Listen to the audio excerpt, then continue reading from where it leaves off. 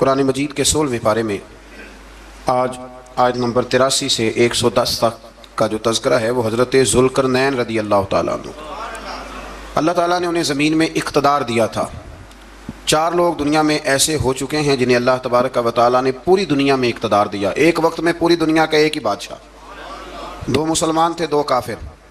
مسلمانوں میں حضرت سلیمان علیہ السلام اور جناب ذوالقرنین علیہ السلام، اور کافروں میں بخت نصر اور نمرود، یہ 2 لوگ ہیں جنہیں اللہ نے پوری دنیا میں اقتدار دیا، اور پھر اس کے بعد آنے والے وقت میں اللہ تعالیٰ امام مہدی کو سارا اقتدار عطا فرمائے گا پوری دنیا کا۔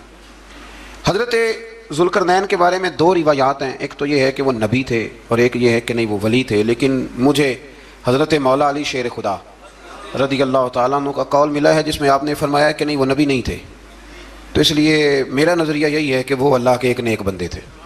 اللہ نے انہیں پوری زمین میں اقتدار دیا۔ وہ ایک مہم پہ نکلے، ان کا ارادہ بنا کہ میں ذرا دنیا کا چکر لگاؤں، تو انہوں نے سفر شروع کیا کہ میں دیکھوں ذرا سورج غروب کہاں ہوتا ہے۔ تو فرماتے میں پہنچا، بڑا گیا، لیکن میں اس مقام تک پہنچ گیا جہاں سورج غروب ہوتا ہے، تو پھر میں نے دیکھا کہ ایک سیاہ کنواں ہے جس کے اندر جا کے وہ چھپ گیا ہے، لیکن رب کریم کی اس حقیقت تک میں پہنچ سکا نہیں۔ پھر آپ فرماتے ہیں کہ میں آگے نکلا تو مجھے ایک قوم کے بارے میں بتلایا گیا جو بڑی خونخوار قوم تھی، بڑی خونخوار، اس کو یاجوج اور ماجوج کہا جاتا ہے۔ یہ قوم اتنی خونخوار تھی کہ یہ درندوں کو بھی کھا جایا کرتی تھی، اتنے لمبے چوڑے ان کے قد تھے، اتنے زیادہ طاقتور تھے کہ سانپ اور بچھو بھی کھا جاتے تھے۔ یہ نکلا کرتے تھے سبزے کے دنوں میں تو ساری کھیتیاں اجاڑ جاتے تھے، ہر چیز تباہ کر جاتے تھے، حتیٰ کہ انسانوں تک کو کھا جاتے تھے۔ تو حضرت ذوالقرنین جب وہاں پہنچے، اللہ تبارک و تعالیٰ نے انہیں ان مظلوم لوگوں کا مددگار بنایا جن پر یاجوج اور ماجوج کی قوم ظلم کرتی تھی۔ انہوں نے آپ سے کہا کہ حضور مہربانی فرمائیں، اس قوم سے تو ہماری جان چھڑائیں۔ آپ نے فرمایا تم میری مدد کرو۔ انہوں نے کہا حضور کس طرح؟ فرمایا بس جسمانی طور پر میری مدد کرو۔ تو آپ نے پھر وہاں ایک دیوار بنائی، ایک دیوار، لوہا کاٹ کر، سیسا پگھلا کر، پتھر ڈال کر ایک بڑی موٹی تازی دیوار بنائی، اور اتنی اونچی بنائی، اور پھر اس کے چاروں جانب آگ جلائی تاکہ وہ لوہا اس طرح پگھل جائے کہ وہ دیواروں کے ساتھ چپک جائے، تاکہ کوئی آدمی پیر رکھنا چاہے تو پیر رکھ کے اس پہ چڑھ نہ سکے۔ آپ نے وہ دیوار بنائی۔ اب اس قوم کا حال یہ ہوا کہ وہ اس کے اندر قید ہیں، وہ صبح جب اٹھتے ہیں تو اس کو توڑنا شروع کرتے ہیں، توڑتے رہتے ہیں، تو جب شام ہوتی ہے تو ان میں سے ہر روز ایک شخص کہتا ہے اتنی رہنے دو باقی کل کریں گے، لیکن جب وہ سویرے اٹھتے ہیں تو اللہ تعالیٰ اس دیوار کو پھر سے مضبوط فرما دیتا ہے۔ نبی کریم علیہ الصلوۃ والسلام نے فرمایا قرب قیامت میں ایک وقت آئے گا، قیامت کے قریب جا کے ایک ٹائم ایسا آئے گا کہ اس مخلوق میں سے ہی ایک شخص پکارے گا اور پکار کے کہے گا کہ اب سو جاؤ انشاءاللہ۔ اللہ ان کی زبان پہ جاری کہے گا اب سو جاؤ اور سویرے انشاءاللہ یہیں سے شروع کریں گے۔ تو فرمایا وہ چونکہ انشاءاللہ کہیں گے تو پھر اللہ تبارک و تعالیٰ اگلے دن اس دیوار کو وہیں پہ رکھے گا جہاں رات کو انہوں نے اسے چھوڑا تھا۔ اگلے دن وہ توڑیں گے تو دیوار ساری ٹوٹ جائے گی، اور پھر اللہ تبارک و تعالیٰ کا فضل ہوگا تو مسلمان کی طرف وہ بڑھیں گے، وہ قتل و غارت کریں گے، پھر سے وہی درندگی کریں گے، تو پھر حضرت عیسیٰ علیہ الصلوۃ والسلام ان کے لیے دعا کریں گے۔ تو دعا کا یہ حال ہوگا کہ ان کے وجود پر کچھ ایسی چیزیں برآمد ہوں گی جن کی وجہ سے وہ مر جائیں گے، ختم کر دیے جائیں گے، قیامت کے قریب جا کے وہ دوبارہ آئیں گے۔ اس کے بعد پھر اللہ تبارک و تعالیٰ نے سورہ کہف کی آخری آیات میں 7 سمندر اور ان جیسے اور بھی آ جائیں، فرمایا 7 سمندر ہوں اور ان جیسے اور بھی آ جائیں اور مل کر وہ روشنائی بن جائیں تو میرے رب کے کلمات ختم ہونے سے پہلے سمندر ختم ہو جائیں گے۔ اور آخری آیت میں اللہ تعالیٰ نے فرمایا کہ اے رسول صلی اللہ تعالیٰ علیہ وسلم آپ کہہ دیجئے کہ میں تمہاری طرح ہی ایک بشر ہوں، انا بشر مثلکم، میں بھی تمہاری طرح ایک۔ اب مثلکم کا بہت سارے لوگوں نے ترجمہ اپنی طرح کا کر لیا ہے، حالانکہ حضور صلی اللہ تعالیٰ علیہ وسلم نے فرمایا کہ بشر ہونے میں تمہاری طرح ہوں، رسول ہونے میں تمہاری طرح نہیں، اللہ کا حبیب ہونے میں تمہاری طرح۔ اور وہ یہ جو میں کہہ رہا ہوں نا نہیں، تو یہ صحیح بخاری کے لفظ ہیں، حضور نے فرمایا ایکم مثلی، کون ہے تم میں جو میری طرح ہو، یہ صحیح بخاری کے لفظ ہیں۔ اللہ تبارک و تعالیٰ سمجھنے کی توفیق عطا فرمائے۔ پھر اس سے آگے سورہ مریم شروع ہوتی ہے۔ اس صورت میں اللہ تبارک و تعالیٰ نے حضرت زکریا علیہ السلام کا ذکر فرمایا ہے کہ وہ لاولد تھے اور بڑھاپے کی عمر کو پہنچ چکے تھے۔ انہوں نے اللہ تعالیٰ سے اولاد کی دعا کی جو ان کا اور آل یعقوب کا وارث ہو، تو اللہ تعالیٰ نے انہیں بیٹے کی بشارت عطا فرمائی جس کا نام انہوں نے یحییٰ رکھا، بلکہ یہ نام انہوں نے پہلے سے رکھ لیا تھا، یہ یحییٰ نام انہوں نے پہلے سے رکھ لیا تھا۔ مجھے اب لوگ کس سینس میں مسئلہ پوچھتے ہیں یہ نہیں مجھے پتا، لیکن مجھ سے ایک دوست نے کچھ دن پہلے پوچھا کہ پیدائش سے پہلے بچے کا نام رکھنا جائز ہے، تو میں نے انہیں کہا کہ ہاں آپ سورہ مریم پڑھیں گے تو آپ کا اندازہ ہوگا کہ حضرت زکریا نے بیٹے کا نام پہلے ہی رکھ دیا تھا، کیونکہ انہیں یقین کامل تھا کہ رب کریم مجھے بیٹا ہی عطا فرمائے گا۔ تو حضرت یحییٰ علیہ السلام کو اللہ تعالیٰ نے بچپن میں ہی نبوت عطا کی اور کتاب دی۔ ان کے اوصاف یہ بیان کیے کہ وہ پاکیزہ اور متقی تھے، ماں باپ کے ساتھ نیکی کرنے والے تھے اور سرکش نہیں تھے۔ ان پر سلام ہو جب وہ پیدا ہوئے، اور ان پر سلام ہو جب ان کی وفات ہوئی، اور قیامت کے دن جب انہیں اٹھایا جائے گا۔ اس سے معلوم ہوا کہ نبی کریم علیہ السلام پر یا کسی بھی نبی پر سلام بھیجنا اور اس دن پر سلام بھیجنا جس دن اللہ تعالیٰ نے انہیں پیدا فرمایا ہے، یہ قرآن مجید سے ثابت ہے۔ یعنی آپ یہ کہہ سکتے ہیں کہ جس سہانی گھڑی چمکا طیبہ کا چاند، اس دل افروز ساعت پہ تو یہ عین قرآن مجید ہے کہ جس دن وہ پیدا ہوئے اس دن ان پر سلام۔ اللہ تعالیٰ سمجھنے کی توفیق عطا فرمائے۔ پھر اس سے آگے چل کر حضرت مریم سلام اللہ علیہا کا ذکر ہے کہ ان کے پاس فرشتہ آیا۔ ہم تیسرے پارے میں بھی ان کا ذکر پڑھ آئے، پھر ایک اور جگہ پہ بھی اشارتاً کنایتاً ان کا تذکر آیا کہ ان کے پاس فرشتہ انسانی شکل میں آیا، اور فرشتے نے آ کے کہا کہ میں آپ کو بیٹے کی بشارت دینے آیا ہوں۔ کہنے لگی میرے پاس کیسے بیٹا آئے گا، مجھے تو کسی مرد نے چھوا ہی نہیں۔ تو فرمایا رب ایسے ہی کرتا ہے جب وہ کسی کام کا ارادہ فرما لیتا ہے۔ تو حضرت مریم کے ہاں اللہ تبارک و تعالیٰ نے حضرت عیسیٰ علیہ السلام کی ولادت فرمائی۔ حضرت عیسیٰ بغیر باپ کے پیدا ہوئے، اور حضرت آدم علیہ السلام غیر ماں باپ کے پیدا ہوئے، تو یہ اللہ کی قدرت کی نشانی ہے۔ اب حضرت عیسیٰ علیہ السلام کی جب ولادت ہوئی تو یہ آپ کا معجزہ اور حضرت مریم کی کرامت سامنے آئی کہ آپ ایک خشک کھجور کے نیچے بیٹھی تو اللہ تعالیٰ نے اسے سرسبز و شاداب کر دیا، اور آپ اس کو ہلاتی تھی تو وہ کھجوریں گرتی تھی۔ بڑی پریشان تھی آپ کے قوم کے سامنے کیا منہ لے کے جاؤں گی، لوگ کیا کہیں گے۔ لوگوں کے لیے الزام لگانا، پروپیگنڈا کرنا بڑا ہی آسان کام ہے۔ دو ہی تو کام دنیا میں آسان ہے، ایک بدگمانی کرنا اور ایک غیبت کرنا، اور اتنا مزیدار کام ہے کہ آپ ساری دیہڑی کرائیں، کوئی بندہ تھکنے کو تیار ہے معاذ اللہ ثم معاذ اللہ سارا دن، اور اگر آپ کہیں کہ اللہ کا ذکر کرو، تسبیح لے لو، صرف 500 دفعہ دروشری پڑھ لو تو پھر کیا بنے گا، کام یاد آ جائے گا، بہت سارے لوگوں نکل لیں گے۔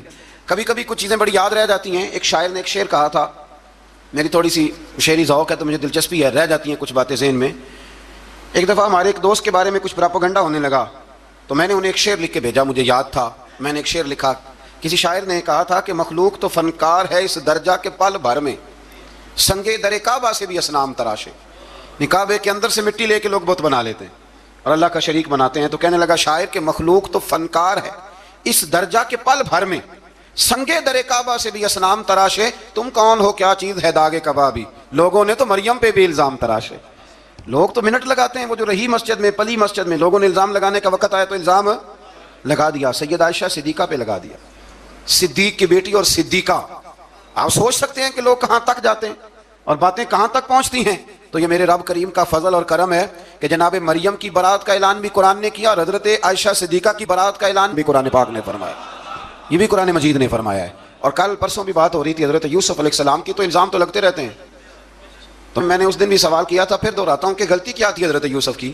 کبھی کنواں اندھیرا، کبھی بھائیوں کے تھپڑ، کبھی مصر کا بازار، اور ذرا سوچو تو صحیح، جب بولیاں لگتی ہیں انسان کی تو کیا حال ہوتا ہے۔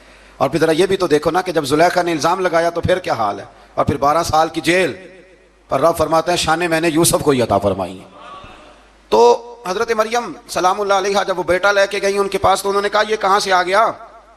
تو آپ فرمانے لگی میں نے تو چپ کر روزہ رکھا ہوا ہے، اسی سے پوچھ لو یہ کہاں سے آیا ہے، یہی بتائے گا۔ پنگوڑے میں تھے حضرت عیسیٰ علیہ السلام، پنگوڑے میں، تو قرآن مجید کہتا ہے کہنے لگے قال انی عبد اللہ، حضرت عیسیٰ بولے اور بول کے کہنے لگے میں اللہ کا بندہ ہوں، اور آتانی الکتاب، خالی نہیں آیا، کتاب ساتھ لے کے آیا ہوں، وجعلنی نبیا، اور اس نے مجھے نبی بنا کے بھیجا ہے۔ تو حضرت عیسیٰ علیہ السلام پنگوڑے میں ہیں تو کلام فرما رہے ہیں، اپنے نبی ہونے کا اعلان فرما رہے ہیں۔ اب اس بندے کے قریب جا کے اس سے سوال کرنے کو دل نہیں کرتا جو نبی پاک کے بارے میں کہتا ہے 40 سال کے بعد نبی بنے۔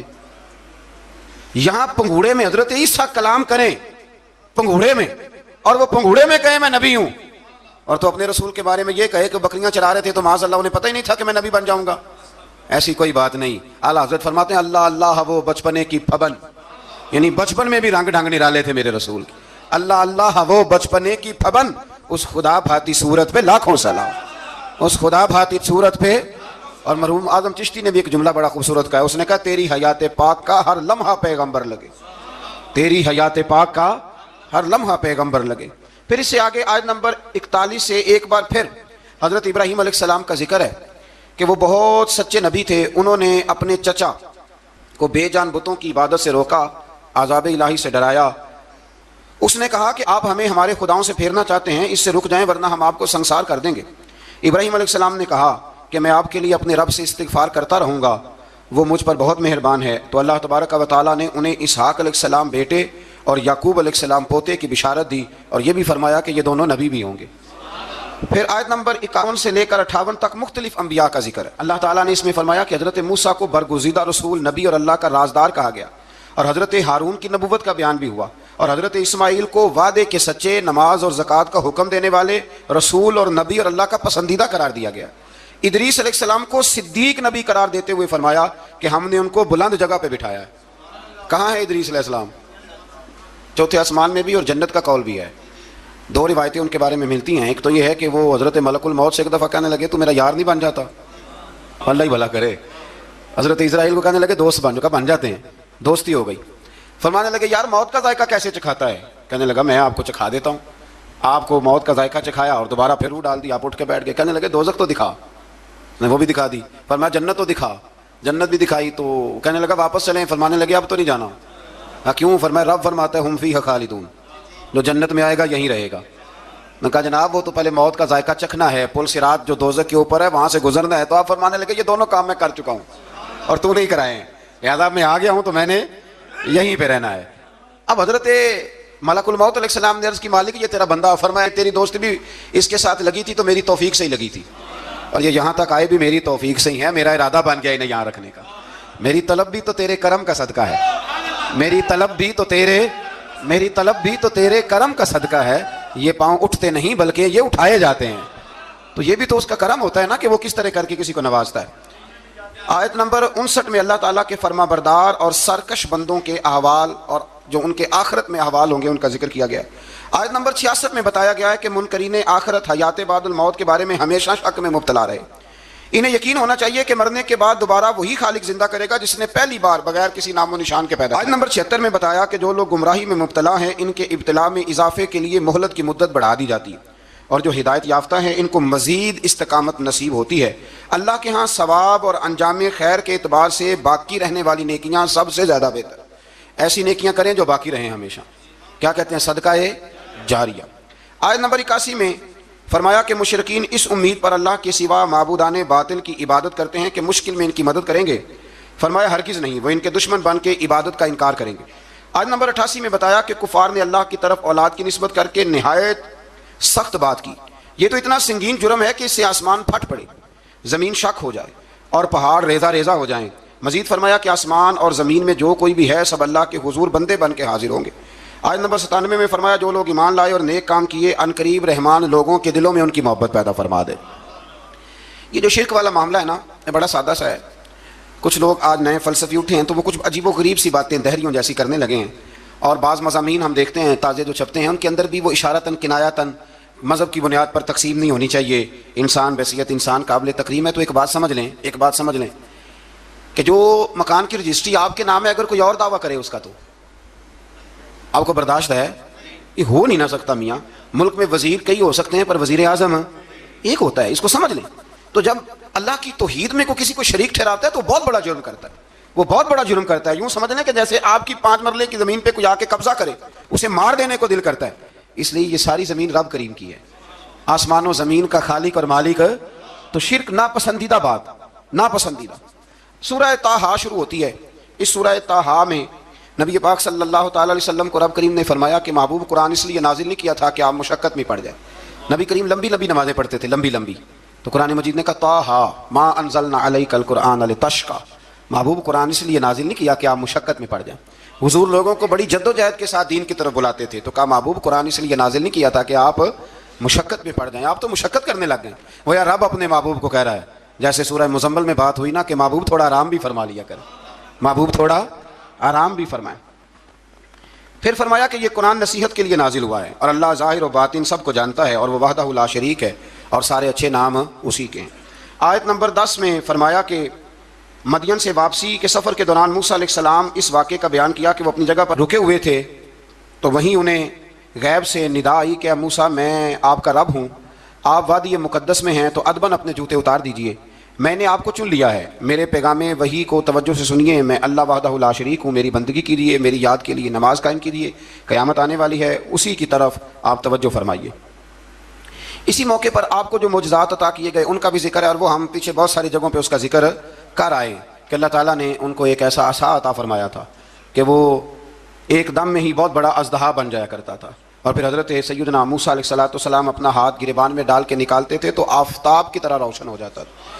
اقبال کہتے ہیں یدے بیضا لیے بیٹھے ہیں اپنی آستینوں، یدے بیضا لیے، چمکتے ہوئے ہاتھ ہیں ان کے، تو یہ اپنی آستینوں میں چھپا کے بیٹھے ہیں۔ پر اقبال نے یہ ولیوں کے لیے کہا ہے، نہ پوچھ ان خرقہ پوشوں کی، ارادت ہو تو دیکھ ان کو، ارادت ہو تو محبت کے ساتھ دیکھ، تنقید کے ساتھ تو پتہ ہے پھر بندے کو کوئی شے نہیں ملتی، آنکھیں گونگ ہو جاتی، ارادت ہو تو دیکھ ان کو، یدے بیضا لیے بیٹھے ہیں اپنی آستینوں میں۔ پھر اللہ تعالیٰ نے نا حضرت موسیٰ علیہ السلام کو حکم دیا تھا کہ فرعون کو دعوت دیں، تو حضرت موسیٰ نے دعا مانگی جو آیت نمبر 25 اور 28 میں موجود ہے، رب اشرح لی صدری ویسر لی امری واحلل عقدۃ من لسانی یفقہوا قولی، اے میرے رب میرے لیے میرا سینہ کھول دے، میرے لیے میرا کام آسان کر دے، میری زبان کی گرہ کھول دے تاکہ وہ لوگ میری بات کو سمجھ سکیں۔ یہ آپ نے دعا فرمائی، اور آگے جا کے مزید آپ نے التجا کی کہ میرے خاندان میں سے میرے بھائی ہارون کو اس مشن میں میرا وزیر بنا دے تاکہ مجھے تقویت ملے، اور اسے میرا شریک کار بنا دیجیے۔ اللہ تعالیٰ نے ان کی اس دعا کو قبول فرما لیا۔ آیت نمبر 38 سے حضرت موسیٰ علیہ السلام کی پیدائش کا ذکر ہوتا ہے، اور یہ تقریباً آیت نمبر 76 تک چلتا ہے۔ واقعہ آپ نے پہلے بھی سنا ہوا ہے، اپنے لفظوں میں بھی عرض کیے دیتا ہوں۔ فرعون کو اس نے وہ خواب دیکھ لیا تھا کہ ایک ستارہ اٹھے گا اور پھر وہ گرے گا تو میری ساری سلطنت کو تباہ کر دے گا۔ نجومیوں سے اس نے پوچھ لیا، اس نے کہا کہ ایک بچہ پیدا ہوگا جو تیری سلطنت کو تباہ کرے گا۔ چاہیے تو یہ تھا کہ وہ توبہ کرتا، لیکن اس نے کیا کیا کہ اس نے بچوں کو قتل کرانا شروع کیا۔ یذبحون ابناءکم، ذبح کرا دیتا تھا تمہارے بیٹوں کو، اور بچیوں کو وہ زندہ رکھتا تھا۔ اللہ تبارک و تعالیٰ کی قدرت دیکھیے، رب بڑا ہی کریم ہے۔ آپ یقین کریں مولا کے دینے کے انوکھے ہی انداز ہیں۔ یعنی حضرت موسیٰ کوہ طور کے پاس آگ لینے جائیں تو اللہ تبارک و تعالیٰ پہلی وہی فرما کے نبی بنا لے، بھائی حضرت یوسف کو کنویں میں ڈالیں تو رب وہاں سے نکال کے مصر کا حکمران بنا دے۔ وہ بڑا ہی بے نیاز ہے، مولا کے دینے کے انداز بڑے ہی انوکھے ہیں، وہ بڑے انوکھے انداز میں نوازتا ہے۔ تو حضرت موسیٰ جب پیدا ہوئے تو ان کی والدہ نے پتہ کیا کیا، ان کو ایک صندوق میں بند کر کے دریا میں بہا دیا۔ اب دریا میں بہتے جا رہے ہیں تو ماں تھی تو پریشان بھی ہو گئی، ان کی ہمشیرہ کو کہنے لگی ذرا دھیان رکھنا کدھر جاتے ہیں۔ حضرت موسیٰ علیہ السلام دریا میں بہتے بہتے نا، فرعون نے نا دریا کے کنارے مکان بنایا ہوا تھا۔ آپ کو پتہ ہے بادشاہوں کا ذوق ہوتا ہے، آج کل ہمارے جو حکمران ہیں انہوں نے اس کا نام فارم ہاؤس رکھا ہوا ہے، میرا فارم ہاؤس، اور پرانے زمانے میں لوگ ڈیرا کہتے تھے، تو اس نے بھی اس طرح کا فارم ہاؤس بنایا ہوا تھا۔ وہاں پہ حضرت موسیٰ علیہ السلام تیرتے ہوئے تابوت کے اندر، صندوق کے اندر جا رہے ہیں۔ فرعون اور ان کی بیوی حضرت آسیہ بے اولاد تھیں، بڑی تڑپ تھی بیٹے کی، وہ بھی وہاں کھڑی تھی۔ صندوق تیرتا ہوا آیا تو فرعون نے کہا کہ جاؤ پکڑ کے لاؤ دیکھو کیا ہے۔ جب وہ لے کے آئے نا تو آپ کی ہمشیرہ جو نگرانی کر رہی تھی پریشان ہو گئی کہ یہ تو اس کے ہاتھ لگ گئے، یہ تو اب مار ڈالے گا۔ لیکن جب خوبصورت اور چمکتا ہوا بچہ دیکھا تو بی بی آسیہ کہنے لگی یہ بنی اسرائیل کا ہے ہی نہیں، یہ تو پتہ نہیں کہاں سے بہتا ہوا یہاں آ گیا ہے، تم ایسے ہی چھوڑ، یہ پتہ نہیں کہاں سے، رکھ نہ لیں۔ تو حضرت موسیٰ علیہ السلام وہ کہنے لگا نہیں انہی کے ہیں، موسیٰ علیہ السلام اسی کے ہیں۔ تو آسیہ کہنے لگی تیرے تو سر پہ نا بس بھوت ہی سوار ہو گیا، ہر وقت وہی لوگ تجھے یاد رہتے ہیں، یہ پتہ نہیں کہاں سے بہ کے آیا ہے۔ اب رکھ لیا، مان گیا فرعون۔ آپ فرعون کے گھر میں جو اس لیے بچے مروا رہا تھا کہ میری سلطنت حضرت موسیٰ پیدا نہ ہو جائیں، تو اسی کے گھر میں پرورش پانے لگے، اسی کے گھر میں۔ اب عورتیں منگائیں گئیں دودھ پلانے کے لیے، تو حضرت موسیٰ علیہ السلام کسی بیوی کا دودھ نہیں پیتے، تو آپ کی ہمشیرہ نہ وہیں دائیں بائیں گھومتی رہتی، تو کہنے لگی جناب آسیہ سے کہ میں ایک بیوی کو جانتی ہوں بڑی صاف ستھری ہے، مجھے امید ہے یہ بچہ اس کا دودھ پیے گا۔ تو فرعون کہنے لگا دوڑ کے لا، تو اپنی والدہ کو لے کے آئیں تو حضرت موسیٰ نے فوراً دودھ پینا شروع کر دیا۔ فرعون کو پھر تھوڑا شک ہوا۔ ایک روایت یوں بھی لکھی ہے بعض لوگوں نے کہ فرعون ایک دن اٹھایا ہوا تھا حضرت موسیٰ کی ابھی تھوڑی سی عمر تھی، تو آپ نے اس کی داڑھی پکڑ کے تو ایک گھونسا دے مارا، جلالی تو شروع سے ہے نا، تو کہنے لگا آسیہ تو مان نہ مان یہ بچہ وہی ہے۔ تو حضرت بی بی آسیہ کہنے لگی کہ تجھے غلط فہمی ہے، یہ وہ نہیں ہے۔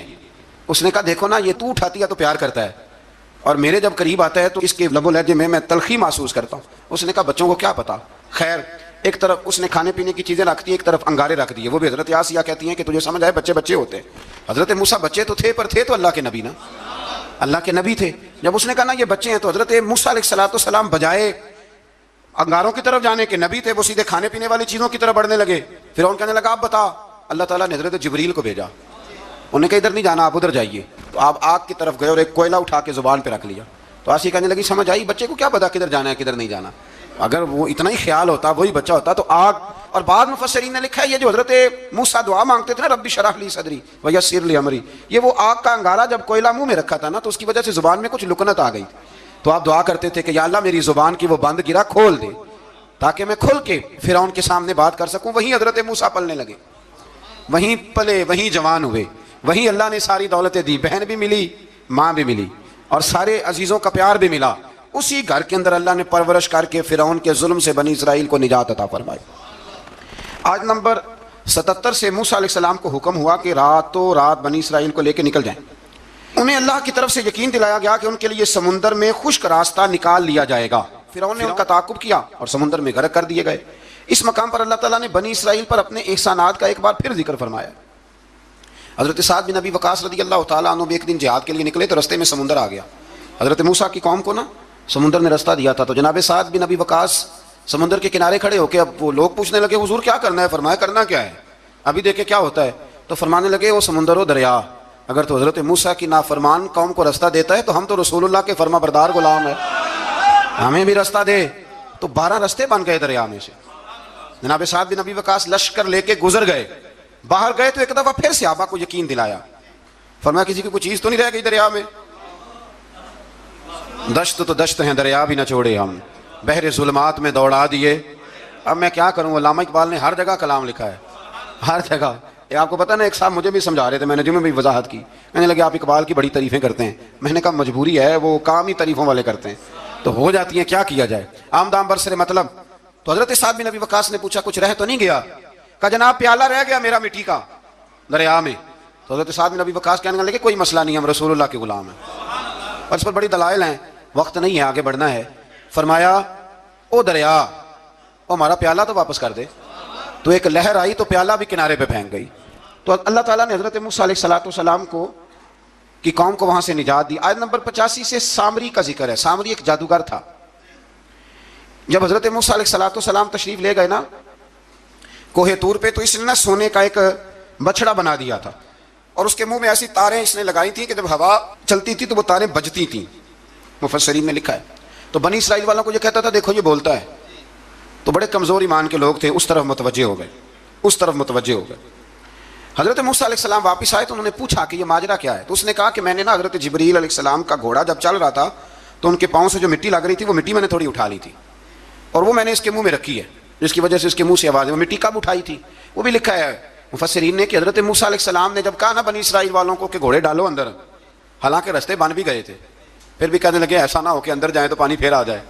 تو یہ جاتے نہیں تھے, ڈرتے تھے, کمزور ایمان کے لوگ تھے نا. اصل مسئلہ نا اندر کا ہے.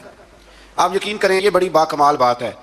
میں تو اس نتیجے پہ پہنچا ہوں تھوڑی سی زندگی گزار کے کہ یقین اگر مضبوط ہو نا تو انسان کی زندگی کا ہر کٹھن رستہ آسان ہو جاتا ہے. لیکن جن لوگوں کے اندر مسائل بہت زیادہ ہوتے ہیں ان کے لیے بیرونی کوئی کام کرنا بھی بڑا ہی مشکل ہوتا ہے. تو یہ لوگ کہنے لگے کیسے اندر جائیں گے تو پھر نہ پانی مل جائے. تو حضرت جبریل امین آئے گھوڑی پہ بیٹھے ہوئے, انہوں نے آگے آگے گھوڑی دوڑائی. تو آگے گھوڑی دوڑی تو ان کے گھوڑے خود بخود پیچھے دوڑ پڑے. حضرت سیدنا جبریل کی گھوڑی جہاں پیر رکھتی تھی وہاں سے سبزہ اگتا تھا. سامری جادوگر تھا, حیرت انگیز چیزوں کو جمع کر لیتا تھا. اس نے وہ جمع کر کے رکھ لی اور بچڑا بنا دیا. تو حضرت موسیٰ علیہ السلام نے جب اس سے پوچھا تو اس نے یہ بات بتائی اور کہنے لگا یہ تدبیر مجھے میرے نفس نے سجائی تھی. حضرت موسیٰ نے اس سے کہا تو یہاں سے چلا جا, زندگی میں تیرے لیے وحشت کی سزا ہے اور تیری سزا کا وقت آخرت میں مقرر ہے. اس کے بعد والی آیات میں اللہ تعالیٰ کی وحدانیت, کتاب اللہ کی حقانیت اور اس سے روح گردانی کرنے والوں کے لیے عذاب آخرت کا بیان ہے. وحشت کا بھی عذاب ہوتا ہے کچھ لوگوں کو وحشت کا عذاب یہ ہوتا ہے, یعنی انسان ہر وقت خوف زدہ رہے. آیات بتاتی ہیں کہ اس پر کون سا عذاب ہے, اس پر ایک وحشت طاری رہے. اللہ سے دعا مانگیں اللہ تبارک و تعالیٰ ان ساری آزمائشوں سے ہمیں محفوظ فرمائے. اسی تسلسل میں پھر قیامت اور سور پھونکے جانے کا ذکر ہے. آیت نمبر 105 سے فرمایا کہ لوگ آپ سے پہاڑوں کے متعلق سوال کرتے ہیں, آپ ان سے کہہ دیجئے میرا رب انہیں ریزہ ریزہ کر دے گا اور پوری زمین ہموار میدان کی طرح ہو جائے گی. آیت نمبر 109 میں قیامت کی ہولناکیوں کا ذکر ہوا اور فرمایا آج اللہ کی بارگاہ میں کسی کو مجال شفاعت نہیں ہوگی سوائے اس کے جسے وہ اذن شفاعت عطا کرے اور جس کے قول سے وہ راضی ہو.